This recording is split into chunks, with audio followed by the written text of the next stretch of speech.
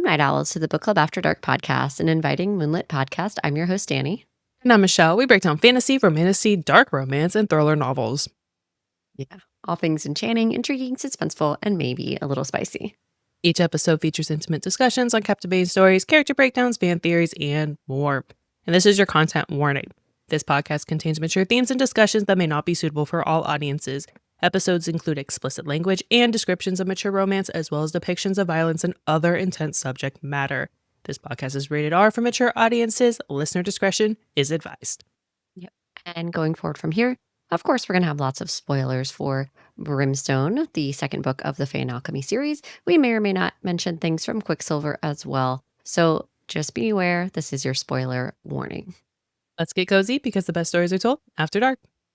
All right, Michelle, we always kick it off with the drink of the episode. So today will be no different. We have what I'm calling Evenlight right here. And That's pretty. it's topped with a freeze-dried lemon, a little bit of a white topper on there, a little bit of foam. It was a little bit more foamy a second ago, but she'll be good. What's the foam? And it's got this color. So egg white. So Ooh. it's a Midori, which I'm sure most people are familiar with, but if you've heard the term Midori, it's that green melon liqueur. You can make a bunch of different things with this. This is kind of like a version of a Midori sour. It has the green Midori liqueur, which is melon liqueur, to give it that green color. And the reason, of course, that we're going for this green color is for Evenlight, which is the title. We know that in Amaterath, the vampires cannot use true flame. So the flame that they use, which is a sort of magical flame, is this greenish hue color throughout the whole castle. And since we have a lot going on in the castle in the beginning of this episode, I thought it would be an ideal time to do a green drink that kind of embodied that. So anyway, it has Midori, it has fresh lemon juice, fresh lime juice, and the other liquor element is Deep Eddy Lemon, which is basically like a lemonade vodka, and egg white. So you shake that all up on ice, and there you go. Top it with a freeze-dried lemon, and you've got Evenlight. So cheers. Cheers. That looks so pretty, and especially fitting for this episode because we have the Evenlight Ball this episode, and everything goes down today for the Evenlight Ball. Indeed, it does. And so I thought it would be perfect to have like a higher end cocktail glass and like make it a little fancier. Because I could have done it like on the rocks or something, but I was like, I want to make it look like something you take off of a tray at the Evenlight Ball. So that was kind of what I was going for here. So hopefully achieve that. And there you go. So that's the Evenlight. Cheers. Cheers. It's very mild because I think if you go with straight vodka versus the Deep Eddy lemon vodka, that vodka is overpowering. But I think because it's a flavored vodka, it really goes well with the melon liqueur. And it's super simple. I think there's four or five ingredients total, and you can make it pretty quick at home. So it's a nice cocktail. Tonight, we're diving back into Yavelia, and we're exploring chapters 37 through 45. Buckle up, folks, because it's about to get wild. We have a lot to go through. We're also going to have our Down the Rabbit Hole segment.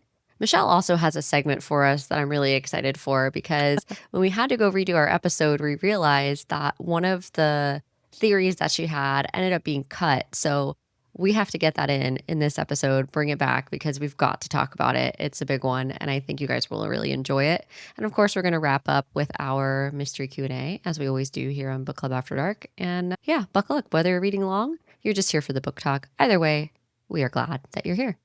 So glad. Let's start with chapter 37, which is Kingfisher's point of view. So this is where Kingfisher is struggling with the knowledge that his mom has the journal. You know, it's he wants to read it. He wants this piece of her, but has to come to terms with like, this isn't for me. And, you know, he struggled with that a little bit in the past. So it's just more that it's right in his face, especially as they're getting ready for the Evenlight Ball.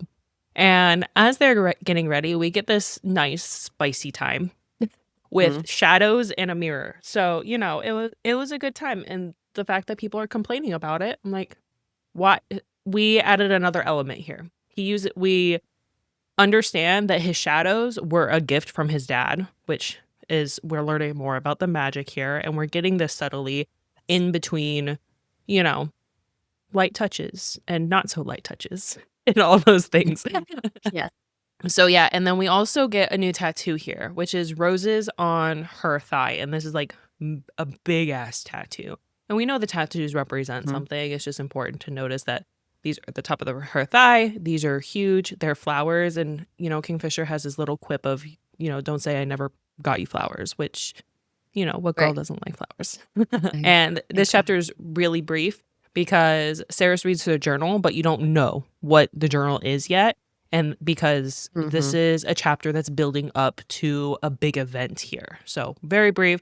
She reads the journal before they leave. Tal tries to interrupt them and, gives them a couple of minutes, and then they head off to the ball. Yeah, so I wanted to ask you a question about that, about how we get these moments of Sarah's reading the journal, but we don't get to see them. Do we think in book 3 that we're gonna have similar things like that For where sure. Sarah's is gonna be yeah. For How did sure. you feel about that? It pissed me off so much because I'm like, what does it say? What does it say? And there was a few, at least for this one specific moment, we actually know what comes, like what came out of the Yeah, journal and what is said. There were a pretty couple quickly, yeah. instances in this section that we're covering that they're talking about a story or they're talking about a plan and we don't get to hear that plan, like, ever. Mhm. And I'm like, "What No. what do No you closure. mean?" Yeah. So, that's what pissed me off. So, I think she's gonna continue to do that. What I would really love is actually if she made the journal, like, as a bonus content, like, on her website and actually, like, had the journal, like, all out in Ooh. full, or maybe, like, a novella type or, like, just a bonus type of Mm. content. Callie, if you're listening, Ideas, you know? Callie, ideas. Please. That Yeah. would be awesome. It could be binded like the journal and like blue and everything. I would buy that. So, Cool. you know. What Hell about you? yeah, I would buy it. Be on my shelf, yeah. Oh, yeah, annoying as hell. Sari, yes, annoying as hell, but Yes. we know Callie and, she did that shit on purpose, so, Mhm. you know what? Like, does it make me keep reading because I wanna know what the heck's going on? Yeah, it does. Is it annoying? Yes, but I also understand why and the reason it drives plot, and we just can't know everything from Meh, everyone all the time, and I get that. but I But want is it to. frustrating? Yeah, it is, totally is, yeah. Chapter 38 is titled Scion of No One. And we are in Kingfisher's point of view again. We're in the Hall of Tears, which of course is like the huge hall in Omentreath in the castle. It's this big giant hall. You have tons of Evenlight cut, on each wall going all the way in. It's obsidian, so it's like black mostly is how it's described. And it is full of the high blood. So we have to remember that there's different tiers of vampires and different levels to this. And it kind of still tracks with the Fae as well. Like there's different levels in this world. So Tal is there. We don't know yet why Tal is so hell bent, other than the fact that we think that she needs to pick this new Lord of Midnight, right? So we think this whole time that Tal's main interest in this event is that she picks this new Lord of Midnight and that this is really important. It's also the moment, too, that he's going to sever the bond. And she knew about this, and we talked about this. We knew that this was an important part, that this be public, a public display, but it isn't the bond we thought we were going to have. And also, that's okay. I'm fine with it. I've accepted it now. I've moved on. Mm. Were we thinking of something else? We've talked about Oh, that. We did, absolutely. but it's fine. So we have a couple people who are introduced in this chapter that we haven't seen before that are candidates for this new Lord of Midnight opening. And remembering that the Lords of Midnight, there's a couple different ones, and Hazarax is one of them, right? We have a couple different Lords of Midnight. We have, Tal's ex lover. She's one, we don't love her. She's the one of Missives, Zovena or Zovina, however you'd like to pronounce it. We have a couple other ones that are just, for lack of a better word, I find them mostly annoying. But there's Yeah, they several all different are ones, and awful in so their own different yeah, way. yeah, they're all yeah, and so, like, they all kind of serve a purpose, and, like, the intent of this point, this interview, basically, is each one of them is gonna say, like, what they can do as of Lord of Midnight that's going to be helpful to the crown and to the Lords of Midnight who already exist. So some type of balance of power. I'm gonna bring you this, and in turn, you're gonna have this. Mm. For example, Cabin Dawlish is a fae who was served in Kingfisher's army, and he keeps saying he's going to be the keeper of warfare. So he's like, I'm going to do this, and realizes this moment. It's not a great moment for Fisher in this moment because he realized he's a past warrior of his, and it's not a very good feel good moment to see him come forward as a Lord of Midnight and say, I'm going to be Keeper of Warfare, because this gives an unease for Fisher to really come face to face with some of the shit that went down while he wasn't there. And this is a key moment. Kevon Dalish was lost at a time when Kingfisher wasn't present. But he's dealt with a lot of these issues already. It's just another reminder of Right. what he's lost and what he couldn't do to help. And it's also a realization, like, because Kingfisher's like, oh, my people are dead, it's fine. And he's like, oh, wait, no, they don't just die, they're turned. Mm-mm. So this person that he trained and he knew actually very well is using the moves and everything that he learned in the tactics against his own people. And there's this greater guilt that he felt for abandoning his people, which, you know, he already feels guilty for all the shit that was out of his control. It just kind of adds an extra layer of wounding to him seeing this man. And this man was definitely like, fuck you, like the entire time with his eyes, he was of not course. happy with him. Yeah. No. And then we have Anwei, whose family they designed instruments of torture. Super fun. She wants to be the Keeper of Pain. Great. She was once an alchemist. This is important that she was once an alchemist. But she proposed these feeding farms, like really some dark shit that she thinks would be good to get an army for and maintain an army for Amontreath and for her new queen. And she's like, look, we're going to use all this pain. And she wants to be Keeper of Pain. Like it just, yeah. There's moments where Saris is like tired of what she's saying. And she's like, I'm kind of done with this. Zovina at this point tries to speak out. And we finally get a moment again where Saris publicly puts Zovina in her place. Again, important because this is also another example of her keeping them in line, which this crowd in particular needs to see that physical representation of I'm the lead and I'm the queen and you will respect my title. The vampires are very much who holds the power needs to be seen visibly holding that power. And so Zovina stepping out this way and speaking up to try to undermine her publicly, Saris realizes that she can't allow that to fly. And she's going to have to basically, she holds the candelabra to her neck, pins her to the ground, and uses her as a footrest. And when we say pins her to the ground, like the candelabra like cuts into the obsidian, like it's in there, like it's on the ground. She can't move. So then there's a Keeper of Monies, Keeper of Truths, Keeper of Antiquities, these different interviews that are going.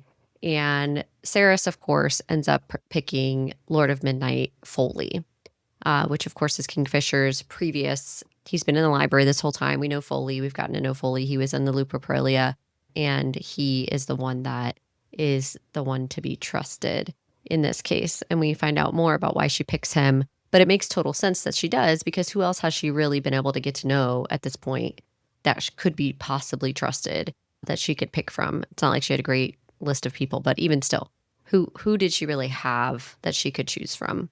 Which leads us to chapter 39. So chapter 39, we actually get the journal entry, which is consider a sixth.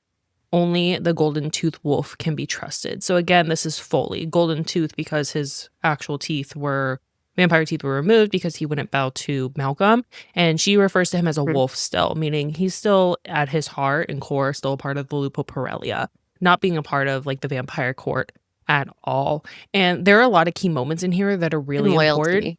Yeah. Yes. In chapter 39 to pay attention to. So everyone's been drinking at this point. And in chapter 38, we see Talon. He has like this extensive tattoo. And Kingfisher's like, that's strange. Vampires don't get tattoos. But we're going to keep that in the back of our head, which we find out soon what that is. But it's also important that Saris is still commanding the court here. And that shouldn't be happening because of the tattoo and everything that's about to go down.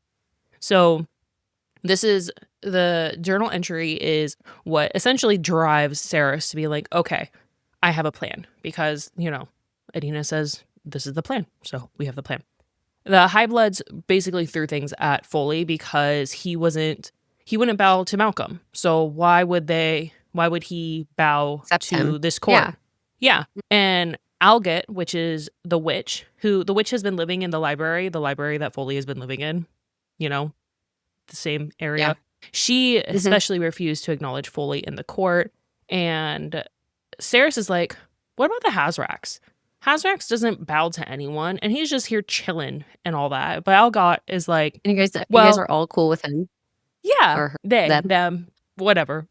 And Algot's like, "Well, he doesn't weigh in on and vote on political matters." And Saris is like, "No, it doesn't. It's the same thing. He doesn't swear fealty. He's swearing fealty." And then Foley ends up like bowing or kneeling and swears fealty to Saris, and she names him Lord of Midnight. So There's a team week that all gets pissed because he doesn't feed on human blood, and neither does Saris. And right, so there's all this like, "You expect me to, like, bow to you, but you don't even eat what we eat. Like, what are you doing? Like, how are you even one of us?" So there's a lot of mention, to get people to have a rise out of it. yeah. It's like, "Are we shamed for what we are because this is what we eat? You guys don't even eat this. Like, how are we supposed to be?" Are you It's a supposed to very represent different. us if you're not Right, how are you supposed to really represent truly a us if you're vampire? not. Mhm. Mhm. And the way this was giving, it reminds me of, like, I'm gonna use a Twilight reference, I'm sorry in advance, but it kinda reminds me of, like, the Cullens, right? Where you have, like, those who eat animal blood or whatever, The and you vegetarian. have right, you have the Volturi with their red eyes who, like, wouldn't dream of giving up human blood because they have no shame about who or what they've become. They've determined themselves as the apex predator, and that's where they're supposed to be, and there's no shame in what they're doing in terms of mass murder. And I feel like this is similar in that sense where Foley has a moral obligation to uphold that's higher than the form he's been created into. And I mean, Saris does too. So it's kind of, I don't know. That was like a parallel that I drew in my head. But Okay. Yeah, that makes sense. And from a political standpoint, Zovina technically and Algot make valid points. They're not on our side, they so we do. don't agree Mhm. with them, but they're valid, No. you know? Yeah. So we have this even light overhead, and then Sarah and Kingfisher have this like cute moment where they're dancing and they have a little bit of that banter that they're used to, that their Mhm. flirtation of, dancing is like both sex and fighting and, double entendre with swordplay and all that stuff. So we get a little bit of that banter that a lot of people complain about not seeing as much, but I found it cute here just because, they're still in that honeymoon phase. So it plays out as Yeah. seductive and just also just cute. And then as Saris is like, "Why do you lay out the dresses for me?" Like, this is where she like confronts him about it because he's been laying out these dresses, and these are the dresses, remember, that his mom had picked out. These are his mom's dresses Yeah. he's been laying those out for her, and she's like, "It makes me feel like you're trying to make me play house." And Fisher's like, "No, Mhm. you can be been so entangled in being like one person or one identity, but you can wear your leathers and be a badass and also be delicate as well. You can live two things can be true. You can live both lives." And he's Mhm. like doing this like cute metaphor about this flower who's like poisonous and both beautiful. And then all of a sudden everyone starts like dropping dead, blood streaming from all these people's eyes, vomiting everywhere, writhing on the floor. And then Tal just walks out in his gray suit, buttoned down, and he's like, "Yes, this is for all of you, for these centuries of absolute pain that you've caused. Your gluttony is your undoing. Welcome to your final death. But who am I to deny you one last chance of redemption?" So essentially, he poisons them all and then gives Yeah, with them the an drinks. out. Yeah, with the drinks, Mm. which we find out in a couple of chapters that he's actually been working with Ishabal, and the drinks have been poisoned with her blood, which witch's blood is the undoing of vampires. It's like a literal poison to them. And he offers them vials, which is like, well, you can return to your former self. You can become Fae again and face Mhm. your sins, or you can die. And what's crazy is 9 out of 10 of them chose to die. They would rather die than face all Yeah. of the shit that they did, which means they were truly evil. It wasn't that Malcolm made them do anything. Malcolm compelled them to do stuff, but they didn't feel guilty They for were it. also just shitty. Yes. Yeah. Meaning they would have done this shit anyways. So I did awful things. I'm going to just die. And crazy that 9 out of 10 of them, but you know, you at some point you do feel bad for the vampires because they're compelled to do so, but here Callie lays it on the line like saying, "No, the people in this court No, actually they're truly just suck." shitty. Yeah, they were not Yeah. compelled to do half the shit that they did. And Mhm. then he says, "This is my final act of Lord Midnight. Now go pay for the sins I have committed." And he takes big drink of the poison, bigger than anyone else, and told Kingfisher to apologize to This is Everlane also why he before wants the convulsing on the ground. bond broken from Cerys. Yeah. Yes. So So the there's a bigger reason thing why at play here. mhm. Mhm. So the reason why the bond was broken, which I found it interesting that that happened from Kingfisher's point of view because he knew the impact it would be if the bond was broken, like what it would actually do and how embarrassing it would be for Cerys. But Mhm. because the entire spell that he created or Ishabal created with him was to sever Malcolm's line. So he had to separate Cerys so she wouldn't be impacted. And because Foley has already been separated from him, that he would not be impacted at all. So complete chaos. I was like, what the fuck? This came out of left field. Complete left field for Yeah, me. same. I was like, I was like I had to go back and then mhm, go forward again and be like, did that just okay then. that happened. Okay. Yes. Yes, that happened. And Classically, we're at like page 500-ish around this uh-huh. time. The book ends at 661. So it's very true of Callie in the last like 150 pages or so to just have like absolute insanity going on. And this is kind of like the first part of that. And then you're just like, oh shit, like what's about to go down now? Mhm, And at the time, too, I'm like, is Saris going to take anything? Because she's a vampire, but she's also Fae. Can she really mhm. like what can she do? And we find that out later. But I was thinking about this at that time as well. She wasn't poisoned because she didn't drink any of it. But yeah, I had that thought. We get to Yeah. chapter 40, which is titled Judgment. And of course, it's related to all these vampires writhing in pain and all the things that are going on. This is Tal had done this spell with Ishabal, as we find out. He forces the antidote into Zovina's mouth, who hadn't decided what she wanted to do at this point. We know that remember that Tal was in love with Sylvina and left Everlane basically at the altar to go run away with her. Didn't really pan out for him. No. That's pretty sad actually. His whole story Yeah. is not great. He wanted to die. Tal's intent here was to die. He didn't want to live through this whole experience.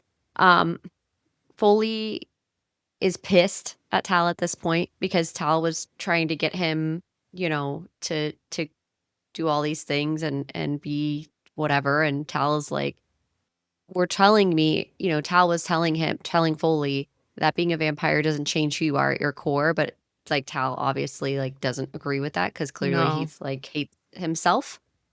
So there's this whole thing here, and Kingfisher's pissed about Alga because we kind of forget about her, and we realize that she's taken this vial because she was a witch before. We know that. We find out in previous chapters.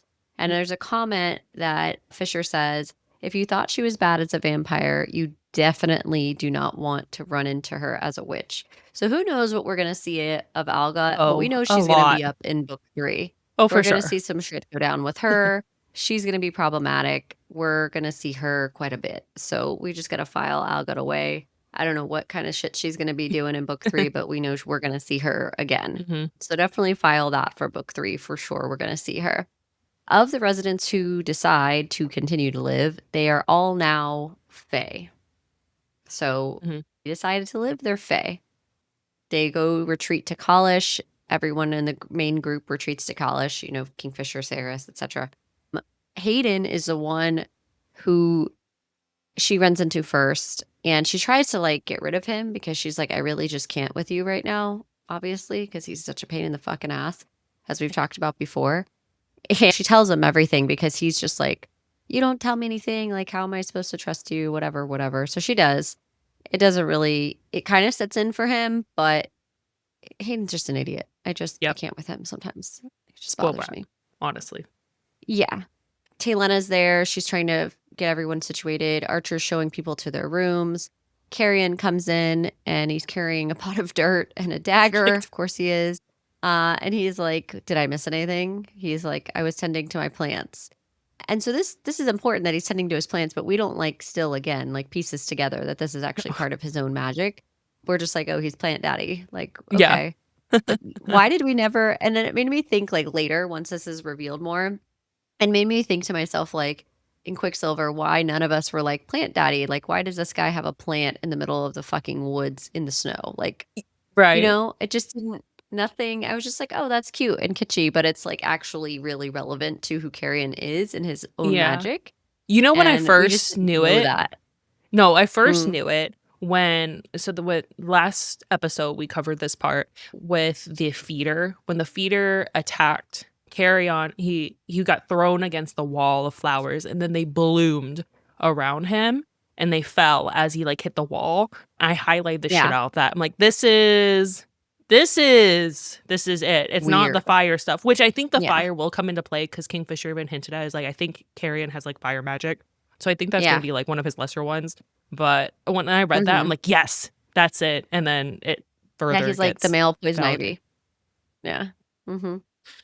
Oh yeah. He needs the green tights that show off Yeah. all of his Plant goodness. daddy superpowers. Oh yeah. We're here for it.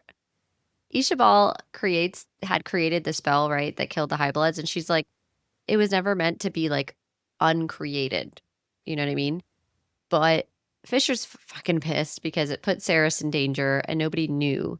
Luckily, Saris didn't drink the wine and all that, so it worked out. But like he was like, why didn't you say anything? Why did no one Well, tell us? right, because they were in so this is why like 2 chapters ago is really important.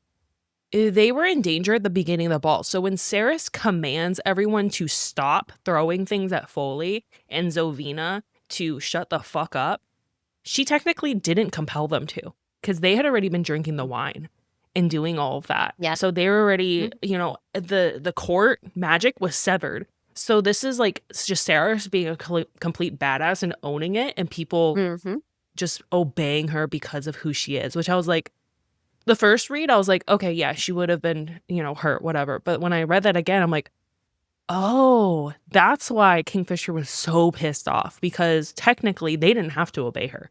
But because But of they didn't who, know that either. no. But you would think like it would be something innate that would compel them to A do something. feeling? Yeah. Right. Not the yes, ma'am. Like, if you Right, like out of raise your voice at respect. your dog and they're like, shit. They're like, okay. Yeah, So yeah, it's a good that just comparison, sure. further confirms Saris is just coming more into her own and getting Coming away from like the Yeah.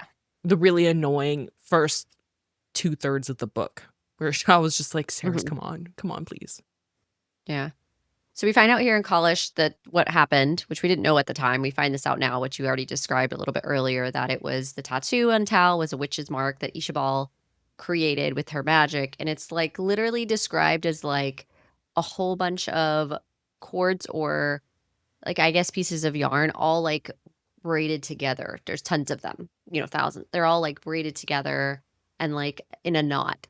And it was never designed to like get undone quickly. And the way I kind of thought of like that one piece of jewelry in your jewelry box that like got in a knot a long time ago and you like never wore it again because it's knotted and it's to fuck like it's a big pain in the ass to like get it out of the knot and you tried and you're like, I'm just done with this thing. That's what this reminded me of. So I don't know if you have one of those, but Oh I have yeah, a for few. sure. Anyway, yeah. So you like forgot about that necklace and never wore it again and Mhm. whatever. But this situation with the magic, this witch's mark, is basically that. And so they're trying frantically to get this undone because Tal is going to die. And if he doesn't die, he's also going to like be an explosion of fire. Like he's going to destroy a bunch of shit because the magic was never meant to be unsevered. It was meant to like cause chaos. And he was intending to take his own life by doing this because he hated himself so much, which is really sad. So there's a lot here, definitely from a mental health standpoint for Tal, and he's just tired. He's just done. He's been through, over 1,000 years of this shit and he's had enough. And he finally felt like he could be free of this while also helping Saris and also Kingfisher sort of, but also get be done once and then we don't understand at first, like, what Ishabal gets from this because, like, why is she agreeing to help Tal? What is she getting out of this? And we know that eventually that she gets this benefit from her own clan of eradicating vampires because that's what they've always like wanted to do is eradicate vampires. They're mortal enemies. They hate each other. So this is definitely like a kudos thing for her. And they eventually start to pull out of it. And it's ultimately Saris who is the one who's able to press her hand against Tal's chest and removes this, which is a huge fucking deal because Ishabal, who's hundreds of years old, and Tal, super old, like for her to come in and what we know of 10% of her magic or so and go and do this is a big fucking deal. So she's able to remove this magic from Tal and this spell, and that ends chapter 40. So, chapter 41, Saris and Kingfisher are in their dream state and they're back in Ballard, which, if you remember in Quicksilver, that was the woodland town that they were in. Mhm. That was Adina's home. We So loved it. that was a very fun part of Quicksilver. And Fisher's like pacing and spiraling about all the things that are going on. Amatreus, Yeah. Kalish, Renfis, all the things. And Sarah's has another rune. And this is where I have a big theory on what the next book is going to be named because in chapter 22, Fun. the We've been three waiting for this, elements guys. of an alchemist are mentioned, which is Quicksilver, Brimstone, and Salt. So obviously, since this is a trilogy, we already have Quicksilver and Brimstone. So I believe book 3 is going to be named Salt. And this is why I also think, because this rune doesn't get a name, because Saris doesn't know what it is, and she never really finds out what it is throughout the rest of the book, because from here on out, it's just pure chaos. She doesn't really get to dive in more into her We're in a lot of studies here. time. Yeah. Yeah, but so salt is, in mythology, it's used as purification. If you've watched any sort of things that deal with like demons or ghosts or whatever, supernatural, they Or use salt witches. they use salt as like a Salt circle. circles. Yep. And since Saris was literally able to purify Tal with her hand, removing the spell, that leads me to believe like salt is that next rune that she Purification. had, which is the purification element of Love it. that. So this is what I'm Love it. thinking. So it's just, I feel like it's been laid out pretty clear for that. And she was able to, really, it shows that, I think, so the brimstone kills the feeders, right? I wonder if with her next rune, she's able to like remove the rot from things and remain them intact, because Tal from here, he like becomes this normal person after this spell is removed from him. So I wonder what else comes into play, not just completely killing people, because I mean that's going to have to be a big part with Brimstone, but I wonder how the salt or purification process will be used, if it's going to be like on the land, or if it can be used towards people, towards other things. Do we So think that Saris can heal Everlane now? I know we talked about the basilisk might be a key last episode, but I'm wondering now with the salt theory if we think that Saris could be the key to also healing Everlane.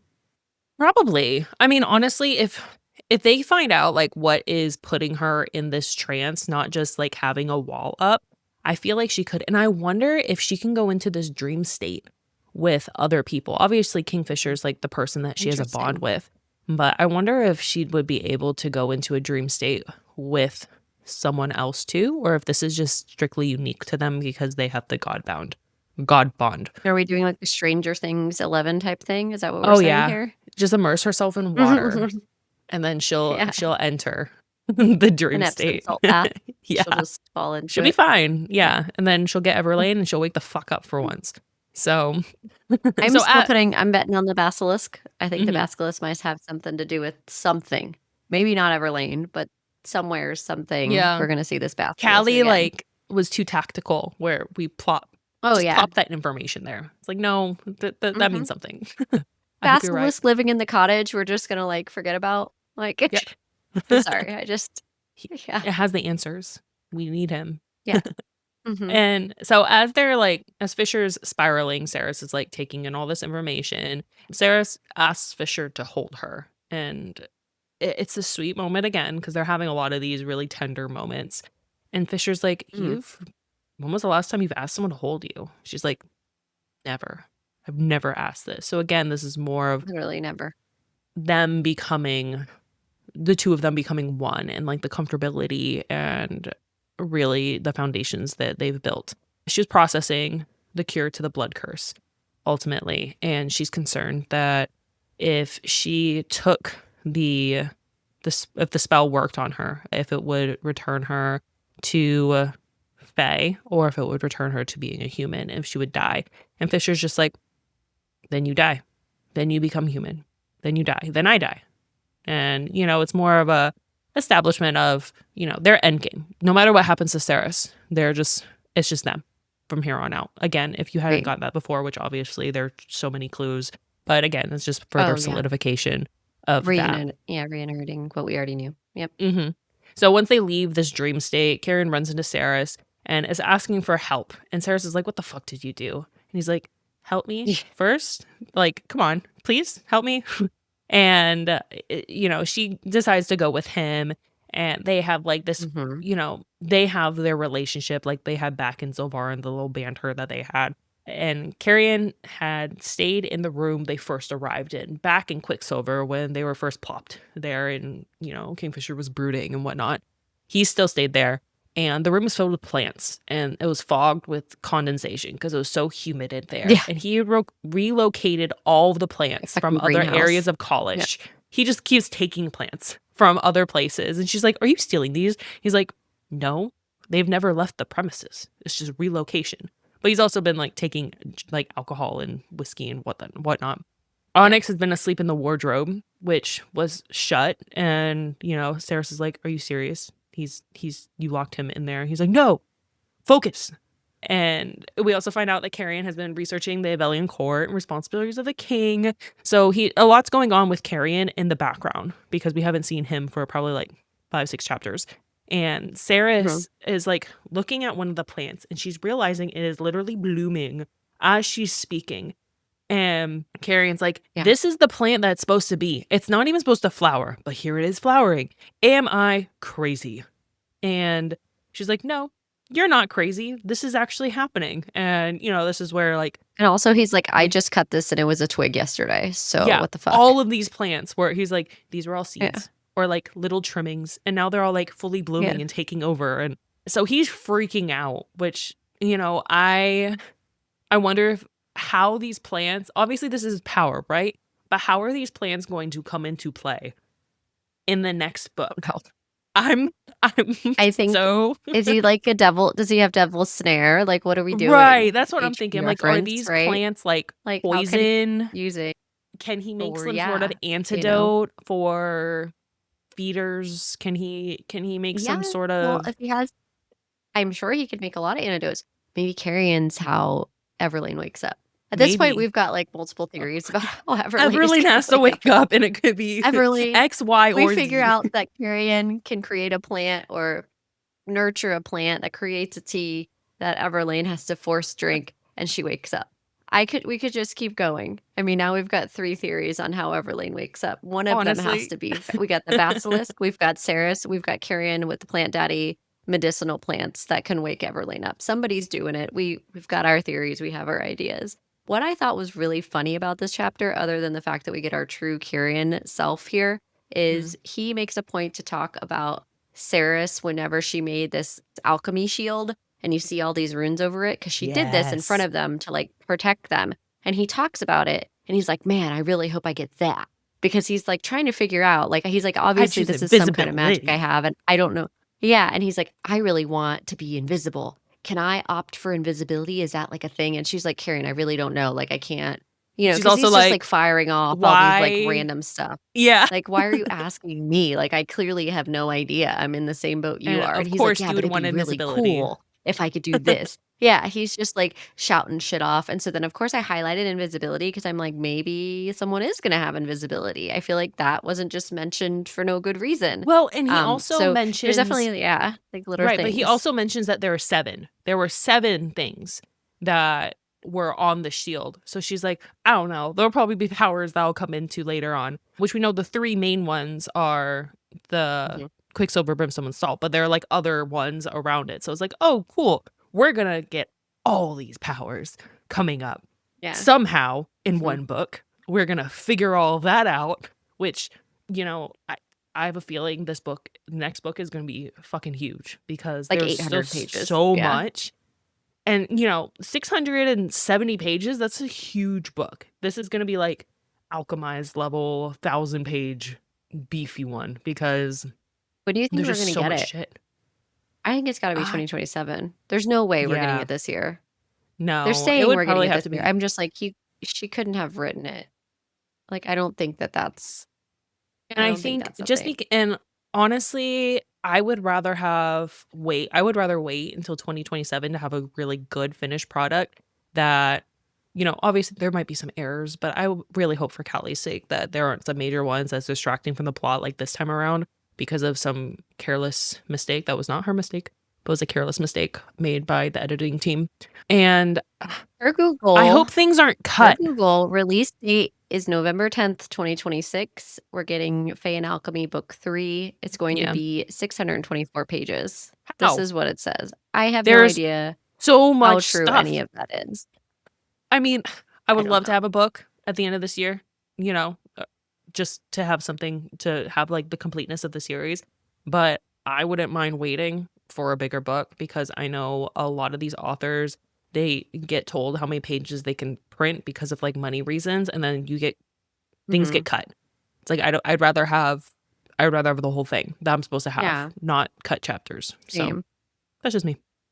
But then at the end of this chapter, back to the chapter, the Horde, which is Kingfisher's Horde, had abandoned their camp and marched on Kalish with Lorth leading them. So all of a sudden, like thunder is erupting, and it's just like thousands of men coming into Kalish because shit just went down at their camp. So take us away with chapter Yes. 42. Chapter 42 is titled The Black Dawn or Black Dawn, and it is from Saris's point of view. So we're looking at the northern slope of Omnimarin, which remember is Omnimarin is this gigantic, if you're looking at the map, it's even listed on there, but it's this gigantic mountain. And it has black veins all through it, which is not good because if we No. remember the rot, this is not a good thing that we can see this rot like physically moving through this massive mountain. It's not a good thing. And she starts to read from the journal and she realizes she missed an entry. And the way I'm like, Saris, what the fuck? What do you mean you missed an entry? No, we don't. We can't be doing that. That's Well, not you a need to thing. read. It's You not need what to we're know. doing. Yeah. So there's this moment there that they have, and the it says, "Do not undo Dareth's work. You are as you are for a reason. Do not drink from the vial. Do not let your new lord drink. The time will come, but not yet." So she was warning her And good of thing what was she's going to like, "Phew, happen. I didn't do it." Yeah. It's like she could have Yeah. she could have fucked it all up and not known it. Like Adina, imagine yes, that. exactly. Adina was like trying to warn her, like, hey, by the way, like, don't fuck this up. And she did. So cool. The next entry she reads is about the White Cliffs, and they got to evacuate Kalish to go to these White Cliffs. So Danya and Fisher argue, because of course they do. And Lorith mentions another way to get some type of brimstone, and they're all like, no, we're not going to go. We're not going to go do this. Do And so we know the everybody's other yelling way? at each other. No. We never hear the No, other way. we don't. We don't hear the other way. But they're all like arguing with each other as to like what they're supposed to do now because we have a couple problems, right? We know that the rot is killed off by brimstone. We know we don't have any brimstone. We also know that we've got witches running amok. We've got all these vampires that are now turned fae. I mean, there's a bunch of shit happening here. Right. We've got problems. And we've got all these things that we don't have time to figure out. We've got Ren off trying to control the rot, so we think all types of issues we've got Right. going on. And The next when I go was ahead. reading this the first time, I was like, as soon as Mhm. you mentioned it, I'm like, oh, they're talking about the dragons. As soon as this started happening, because we've talked about dragons so much before reading this, I'm like, okay, this is where they're talking about dragons. But when I read this back a second time, I'm like, they're talking about Kingfisher's dad here because Fisher's like, no, there's no way we're doing that. So that makes me think, I'm like, all of them have to know who Mhm. Kingfisher's dad is. And they've just been Yeah. like chilling on that information. Obviously, we had no Oh, for idea. We sure. thought he was we No. we thought he was in Zilvarin for fuck's sake.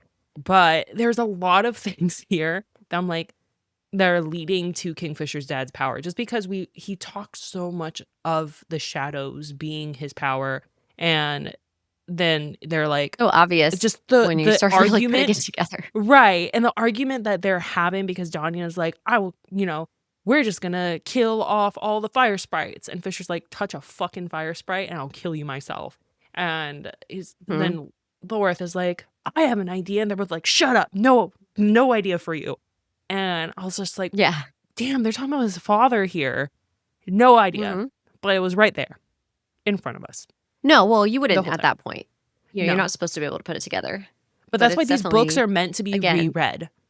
oh, These books yeah, are they are. 1000% meant Meant to to be be a reread. multiple, Mhm. yeah, they're meant to be reread. It's meant to be enjoyed more than once because you get something out of it every time. Yep. Yeah, so there's Hayden standing outside in the rain, and he tries to apologize, which, like, whatever. He apologizes for how he acted, and he doesn't wanna be a burden to her anymore, so he finally starts to turn it around.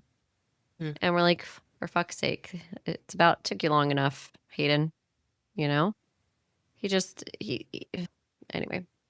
Hazrax appears, Mhm. and Hazrak gives Saris another rune, and it allows her the ability to undo or break. And it's gonna act as this grounding rod for all her other runes. This is important. And it says, think of it as an apologies for what is to come. I have seen through the eyes of your oracle, and your future is not an easy one. Great. There are those who would consider me partially to blame for that. The fuck?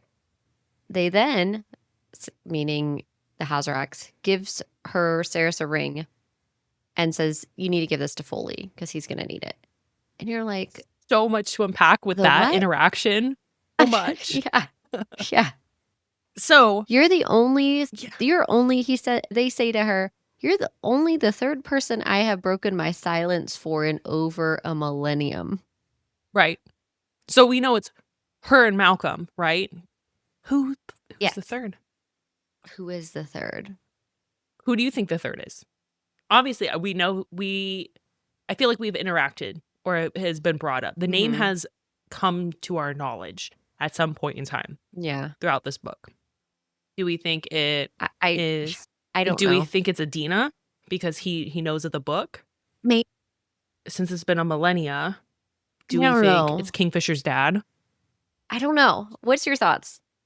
I'm weighing between because there's been so much buildup to Kingfisher's dad. I honestly think because he Yeah. comes from a different realm, I honestly think it's Kingfisher's dad, and he has to have some sort of dealing with that.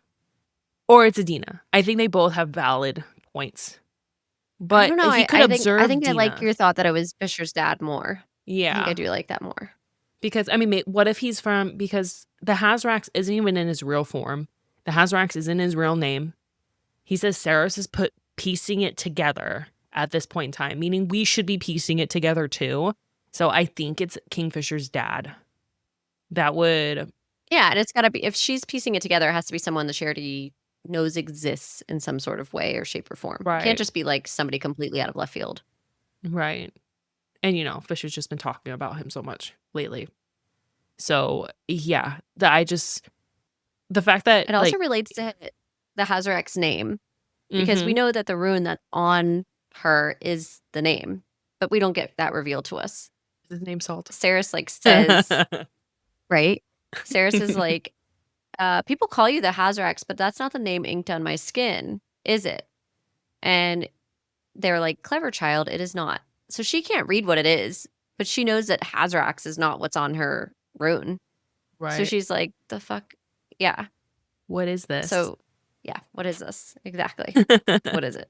But it's also important that he gives the ring and he taps the ruby gem on it. And we know Malcolm put specific gems in the Lord of Midnight's rings, and they're supposed to have some sort Mhm. of power. But whatever power that the Hazrax has, which, I mean, he's supposed to be an all powerful being, right? What power would he have needed We just don't know from, what yeah, limits they we, have. Yeah. right. Clearly, that's something that Foley needs or will use with Yeah, in the future. absolutely. So, it has And I to do kind with of the view the magic. Hazrex as like a fate almost. That's kinda like all-knowing, I'm just but picturing the also fates in shouldn't be Hercules that are, influencing. like, passing the eye between them from the, like, the old No, 1990s but, like, version. doesn't yeah. No, but, like, a fate isn't usually supposed to involve themselves in what's going on. They're supposed to be, like, watching it But he even unfold. says that he's part of the reason why all this shit's gonna happen to her. So he has involved Right. himself. So I feel like They have, one of the yeah. I don't space-time think it's a he. continuums That's the thing. one I'm of the not sure if space-time Hazrex is a continuums, he. he did some shit. Or he is a part of the gods in some sort of way, like maybe a demigod, and, fuck some shit Ooh, up, made the rot happen, made something happen, fuck some shit up. Is the like, I'm just gonna Hazrax part of the watch. gods. I'm Sounds just right. going to watch and see how this plays out. Because, the gods are supposed to be in play, and we haven't really gotten the gods much this book at all. And they're supposed to be in play and knowing what's going on and interfering with what's going on. And I know, part of the argument could be, well, it's because Saracen and Kingfisher are like cloaked or whatever. They have the invisibility cloak. Yeah. And I feel like the Hazrax could be a part of that god realm that did some shit in some sort of realm and is like, well, I need to fix it in some sort of way. And I'm going to watch the key events happen.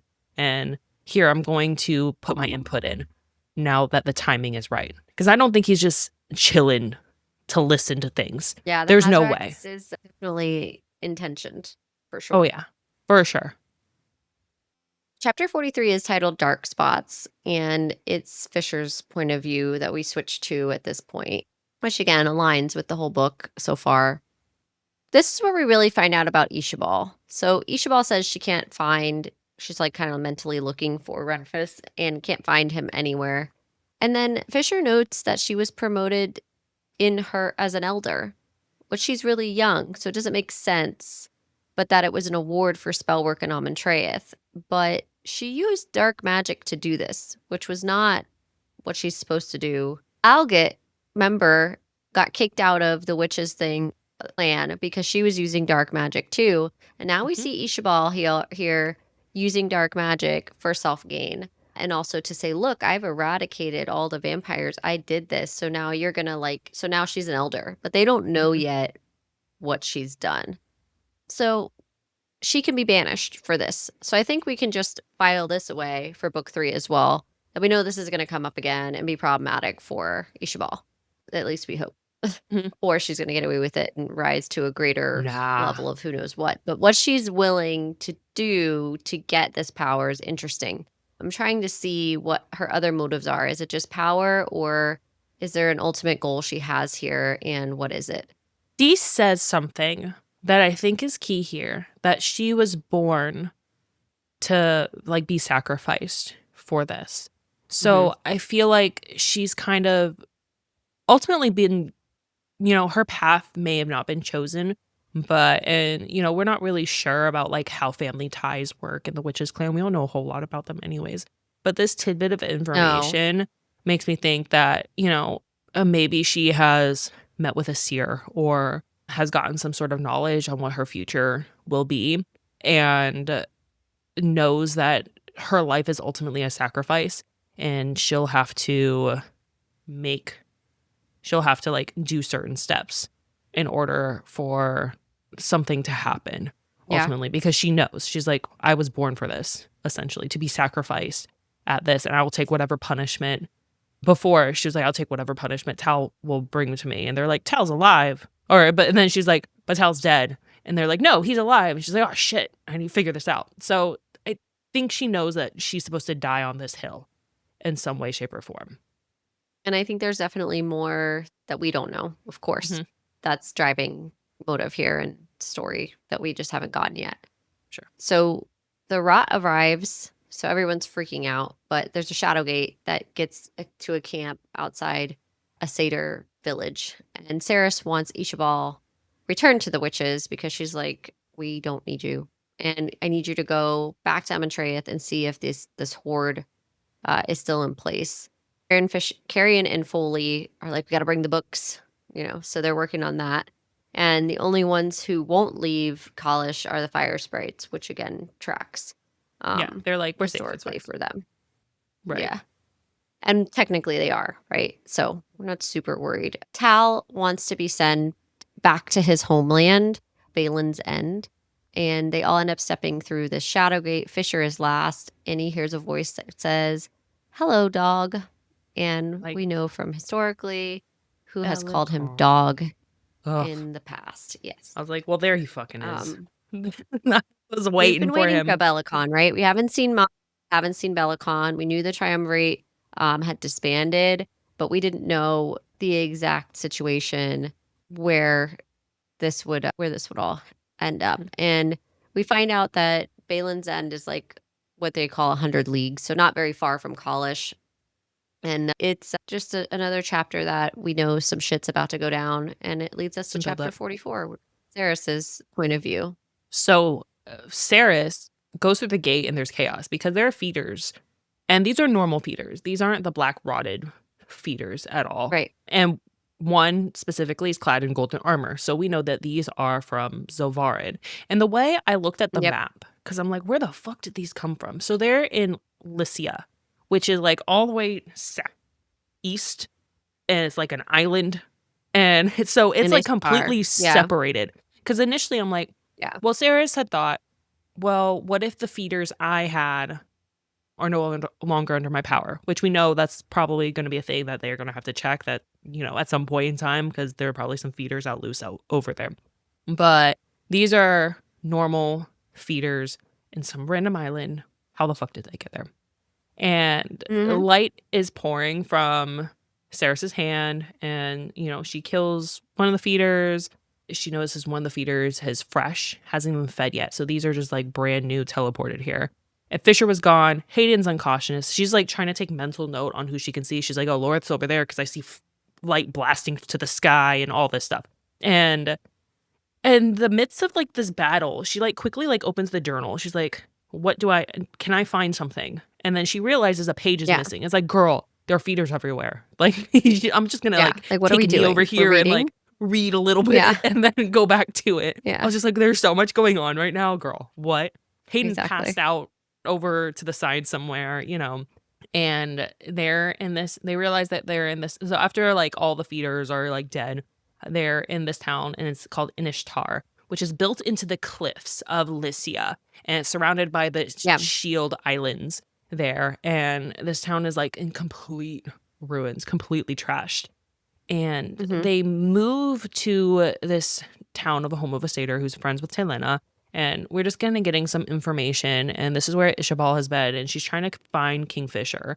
And the way Loreth is just like, are you trying to find him? Why are you stalling? She's like, I literally want to go home. I can't go home by myself. So I want to find him. They can't find him. We know some shit just happened with him. She still can't find Remphis. Yeah. And, this is where Carrion's like having like his aha moments. And they're like, whoa, you're smart. Like they're like in awe. And Carrion's like, I have a brain too. I just choose to be stupid. But he's like, Madra has found another way to travel between realms because she has used Zovarin as a way to generate magic from a whole city for centuries, millennia. And so she's able to actually open these realms and teleport around. And it's just the way I'm like, okay, so she's teleporting to other realms. Where else is she teleporting to? Who else can teleport to? Like this also and opened is she an alchemist? Does this point to her being an alchemist even more so? Right. Well, they're saying it's not with Quicksilver. It's not with Quicksilver. No, I know. But still. That was like a big thing. There is a term that the satyr used, which is a realm portal. She doesn't refer to it as a Quicksilver realm portal. Yeah. So it's giving way that there are other magic that people can wield. And I think Kingfisher's dad can also wield this, because how the fuck did he drop Carrion and Zalvar and then dip out when he's the one that blocked the Quicksilver already? Like, because we were Yeah. thinking he has to be in Zalvar and he blocked the Quicksilver pool. He has to be. There's 'Cause no how way. else? Exactly. Yeah, but he's been chilling in another realm of who This whole knows. time. And so he clearly has that power. He has to have that Yep. power also. Mhm. And how is that? How are him and Madra tied in that? Because Madra can use that power too. So there's a lot of questions Yep. here because of this realm portal ability that, you know, clearly it's not just the alchemists who are able to teleport, which is also like, what the fuck? That's a big power. I would love to teleport. I hate traveling. I Yeah. hate the process of traveling. I know, it'd be nice to open I a get car portal. sick, so it's which hasn't been so Oh, me bad. I too. think my hormones have kind of like fixed. I don't know. I rode in the backseat of the car the Nice. other day. I was like, wow, I don't feel sick. I didn't want to say it too because I'm like, no, if I say it, I'm gonna No, throw don't say up. it out loud. No, But yeah, absolutely. No, you don't say it out and loud. just dealing with TSA is a pain in the ass. So you know, teleportation would be All awesome. of it. Yes. So basically, they end that chapter with kind of hypothesizing on how Madra is able to do this and what are they going to do about it, because she can deliver feeders to wherever she wants. And also, how does she know that they're going to be there? She clearly has some way of knowing where their next move Right, is. she has someone on the inside. Yeah. And Mhm. then also, like, the other part too is this bit about Sylvar is the biggest piece of spell work ever created, quote unquote. We had been talking about this when we covered Quicksilver, like, why is Zilvarin in a circle? Like, why is it a wheel? Like, it's why don't we have a map of it? What's the deal here? You know, what's going on? And this is finally the chapter where we realize that the reason Uvelia is a lot more important is because Madra is in this other realm, Zilvarin, that she has just leveraged for power. And that the reason it's a wheel is because she deliberately has made it into wheel. On a wheel, a circle is the most powerful form as far as honing magic. And it's what she's been using this whole time. So we finally get this thing that we asked Callie for a map, and she's like, no, you're not getting a map. But we did get something about Yeah. Zilvarin, and this was a big something She's about like, it it's just a because fucking circle. she's Pay been attention to the circle. laminating. Yes, literally. But also, Madra's been like laminating that there's no magic here. We're eradicating magic. There's no magic. And there's this emphasis that comes from this conversation where we find out that magic is actually never truly eradicated. If it existed, it's always existed. So it cannot be removed. Therefore, it gives you another impression of how many more Fae or magically abled folks are in Zilvarin that we just don't know about yet. And we Oh, kind I'm of sure a thought we knew ton. this when Yeah. yeah, because we saw this when we see the demon that Fisher and Carrion fight with the scorpion and all that. So obviously there's a lot more magic than what's been discussed, but Mm. it was just further emphasis of that. And I'm wondering where Ilvarin is going to play in book 3 as well. Chapter 45 is titled Redemption, and Saris and Carrion want to start inspecting some of these corpses that are from Zolvarin, that are being thrown over the cliffs and things like that, and that there's, you know, plague bags and stuff. So we know that these are definitely from Zolvarin. It's not great. There's this moment where Tal is on a cliff's edge with Sylvania, who died. She was killed by one of the feeders, and he finds her drained completely, and he still loved her. So he has to toss her into the sea, and he wants to jump himself, but he feels the sun. And He hasn't felt the sun in so long that he's yeah, like, no, I would have it jumped feels warm. if, yeah. But the fact that he was like, Zovina's a horrible person. I know she's horrible. And I still love Yeah, her, even though literally. she was awful. And he's like, I must have pissed someone off at some point in time because life has Yeah, just like, been what's shitting wrong on with me me? this entire Mhm. time. This is really, really sad part for Tal. You kind of see the Yep. hopelessness he's had this entire time. The sword that Tal had been defending himself with, Saris ends up taking from him and turns it into a god sword that Tal names Tarsarin, which is redemption. So again, title of the chapter, also critical moment for him as a character where we start to see his turning point.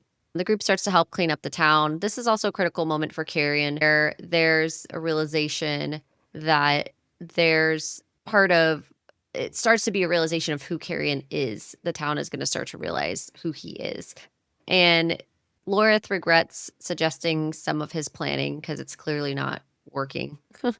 And he tells Saris a new plan, and a horde of satyrs march on the town, demand to see the forgotten king because they know that Rorik's son has returned, who is Carrion, of course. They all welcome Carrion, and we have to remember that the satyrs are basically like, I imagine them as, what's the word? Did you see The Lion, the Witch, and the Wardrobe? Yeah, they're Tommen. Yeah. Yeah, they're Tommen. Or if like from Hercules, it's Phil. You know, they're half goat, Yeah. half man. Yeah, Right.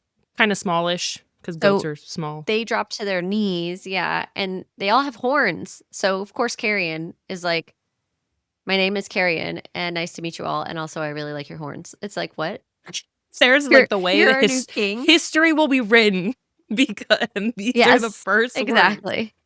Yeah. Because they Yeah. told him to be careful what to say. He's like, if you acknowledge that you're king, you're gonna have to step into that role like right now. Like you need to watch what you say. And this is what he comes up with. And the way Saris is like, oh my God.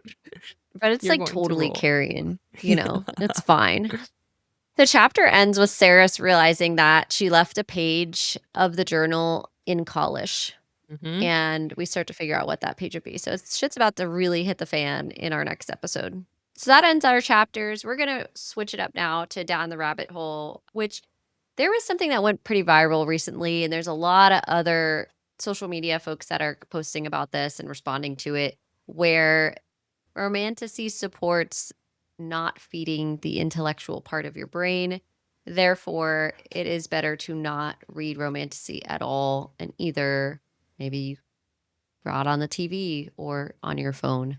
But there have been several folks on social media who say that you may as well just not read if you're going to read romantasy. And I wanted your thoughts on that, Michelle. What did you think about that? The way things are just rage bait is just wild. As you know, as a former English teacher, my brain is immediately like, no, what the actual fuck? Right. And as a Yeah. person with a newborn, right? You're supposed to read to your child. It doesn't even matter what the fuck you're reading to your child. Read an email, read a news article, read some blog of some random. And the way your brain literally absorbs language and builds your vocabulary, no matter what you're reading, as long as it's written Mm-hmm. by someone with like full sentences and uses an extensive vocabulary, it's beneficial to you. That I'm like finding a loss for words because I'm like, how there's Does world not compute. building. If you take Yeah. if you take the sex scenes out of it, which I don't know why people are fucking so like weird about sex scenes. You're telling Honestly, me. I don't it's know. just I I don't really don't. Aren't we all know. how do we exist? I don't understand how Yeah, this is it such a problem. I don't get right. it. It's just extensive world building. You're literally using your imagination, and reading is Mhm. so beneficial to your mental health. It's beneficial for your memory. It's beneficial to, when you go get older and you start losing those wiring in your brain by reading earlier, you are helping yourself later on in life, no matter what the fuck you're reading. I don't care if you're No, and it's reading based the around it's dirtiest of supposed to be smut. really good for yeah, but it's also good for your nervous system. It's been proven Hmm. that, like, reading and sitting down to read a book, or even if you're on a bike or something like that, it's been proven that reading mentally, like, lowers your nervous system response, which I think Right. we can all benefit from. But I just thought it was interesting because there's this how high horse about and I wanna it wasn't just one, there's been several of them. I can think of 4 or 5 offhand that I've seen folks respond to that are, "Oh, if I go in the bookstore, how come all I see is romantasy? We have to get this to stop." Or, "Oh, just so you know, as an English teacher myself, I can tell you that romantasy is rot and it's not real literature." I Or, taught "Oh, English for 7 everyone years, knows that." and Yeah, I've well, I've and taught I'm I just giving you examples. okay, the Yeah. fact that I'm just like, I've taught and I've had to teach Shakespeare, and I've had to teach the fucking Odyssey and all of these things. And yes, that is fantastic literature. However, if you are reading something that you don't like, you're not going to care about it. And then you're not going to read. Yeah. Like, why Mhm. read something that you don't care about? And the fact that you would rather not read than you would tell people not to Or read suggest to instead people, of literally. finding something that you like. I mean, the amount of students that I know have walked the halls with romantasy books that they probably shouldn't have, but most of them were of the older teenage age, so whatever. I'm like, you probably shouldn't read that, but I'm proud of you for reading. Go read that at home. Like, don't have it Yeah. here. And it's just, why are we discouraging people from reading? This is like manga. Like, okay, so in the early 2000s, there was like a big push, like anime manga craze, right? And everyone's like, oh, manga, that's not actual literature. You shouldn't read that, or like comic books. That's not actual literature. This is Yeah. just like a new thing that people are like, that's not actual, Yeah, go but read it's the still classics. storytelling at the end of the day. Like, it's Right. not and you're reading. Like, what are you doing? I just don't get it. And that No, was kinda I like don't why I either. wanted to talk about it because this book and a number of other books have been, like, looped into this whole category of like, "Oh, that's just brain rot. You may as well just, scroll on your phone. It does the equivalent for your brain than Oh, reading that book." And it's like, actually, no. I Completely bet false. I Completely false. bet more people know what the word solar plexus is after Oh, reading yeah. it 7 times in Absolutely. Brimstone. I bet. That is so, Yes. we learned. We It's learned. We ridiculous. definitely learned about solar plexus. Yeah, I agree. It's ridiculous. Agree. Totally agree with you. That was our down the rabbit hole segment for Alright. today. Let's jump to our final segment, mystery Q&A. You want to go first? You want me to go first? I'll go first. So, okay. What is my question is, what is something you do now that like teenage or like child you would 1000% cringe at? Oh, there's a lot of things. Are we making this a positive thing or like a cringy thing? Because I guess we could go a variety of ways. Whatever you want to take out of it. I think one thing I do now that I probably wouldn't have done then is I don't have to like be in an outfit to go grocery shopping or like wherever or wear makeup to leave the house. I don't Mhm. care about any of that anymore. Okay. What you see is kind of what you get. There's not a level of insecurity about if I don't wear makeup leaving the house. Now I don't really care if I go to the grocery store, in leggings or something. Because I remember there was this whole thing, especially in the mid 2000s, like leggings are not pants. There Oh, was like a whole yeah. thing about That that. was like It was the like a bill. office casual phase where everyone like Oh, yeah. dress And it was like like a huge thing. Like if you wore yeah, leggings out, you're like, you're not even clothed. What are you doing? You can only wear those like you're not dressed, right. basically. And the way that's like so not true now. So I think that's just a time thing, but also, yeah, I think that's something I would have cringed at for sure. Right, I feel like fashion What has about you? taken more of a 180 in terms of like, because we were like we dressed semi-professionally. You wore collared t-shirts. I Oh wore yeah. collared t-shirts, Even to go to the club. cardigans, those bubble Yeah. things, yeah, Oh yeah. heels, and now it's like a Necklaces were I'm go chunky. Oh yeah. mhm, and now it's like I'm going to dress comfy. I feel like just millennials in general went so hard it went in their early Yeah. 20s or in the 20s It's that they're so like, hard "No, business I'm done. professional. I'm so Yes. done." That I'm Literally. just going Yeah. to be comfy from now on. Yeah. Um, Yeah. yeah, I mean, yeah, I would say that that would be one of the things. I think another thing is just because I tried so hard to extrovert, like I was like being an introvert's lame.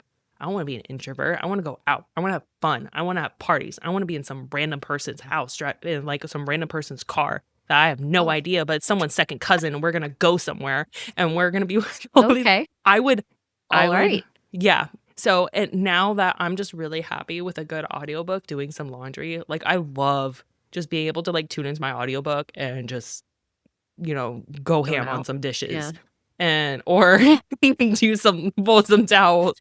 And I think like younger me would have been like, why? why is this Yeah, fun and for also, you? like, why is this satisfying? Yeah, Yeah, yeah, yeah, and, like, no, you don't wanna do I chores, hear like, that. that's how you wanna spend your Saturday? You could be doing so much other Yeah, things, and like, fun yeah, things. Why aren't you doing yeah, all the fun things? Yeah, no, that's fair. I'd yeah, I tried to be an extrovert, it wasn't a good time, that's why we are reverting to our introverted self, and I'm okay with that.